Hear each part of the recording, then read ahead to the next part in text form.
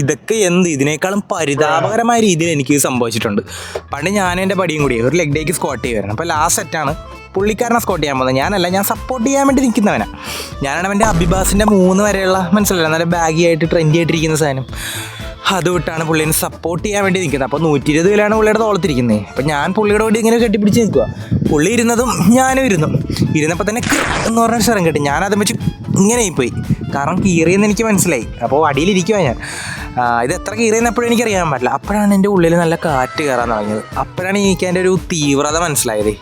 അതിൻ്റെ മുകൾ ഭാഗം തൊട്ട് ആ തുമ്പ് വരെ കീറിപ്പോയി, സ്റ്റിച്ച് വിട്ട്. എന്നാൽ എനിക്ക് ചാടി മാറാൻ പറ്റും വെച്ച്. പുള്ളിക്കാരൻ എൻ്റെ ഒരു ബലത്തിലാണ് നിൽക്കുന്നത്. അങ്ങനെ ഞാൻ ആ സാധനം വെച്ച് പുള്ളീനെ ഒരു കണക്കിനാണ് ഇങ്ങനെ വെച്ച് എഴുന്നേപ്പിച്ചത്. നമ്മുടെ തിളക്കത്തിനകത്ത് ഹരിശ്രീ അശോകൻ മുണ്ട് പറഞ്ഞു പോകുമ്പോഴേക്കും ചെയ്യുന്ന അതുപോലത്തെ ഒരു സാധനം ചെയ്താൽ ഞാനിങ്ങനെ പുള്ളീനെ വെച്ച് എഴുന്നേപ്പിച്ചത്. അങ്ങനെ അത് കഴിഞ്ഞതും ഓടിച്ചെന്ന സാധനം ഞാൻ മാറിയ ഒരു നിക്കർ വിട്ട് വന്നു. എൻ്റെ ഭാഗ്യത്തിന് ജിമ്മിൽ ആരും ഇല്ലായിരുന്നു. 2-3 നേരം ഉണ്ടായിരുന്നുള്ളൂ ലെഗ് ഡേ അതുകൊണ്ട് ഞാൻ രക്ഷപ്പെട്ടില്ലായിരുന്നു. നാണം കെട്ട് അച്ചാറായി പോയാനും. ഒരിക്കലും അബിബാസിൻ്റെ ഒന്നും സാധനം വാങ്ങിച്ചിട്ട് സ്കോട്ട് ചെയ്യരുത് കേട്ടോ. വല്ല നിക്കർ വിട്ട് സ്കോട്ട് ചെയ്യുക, അതാണ് ബെസ്റ്റ്. പാക്കലാം.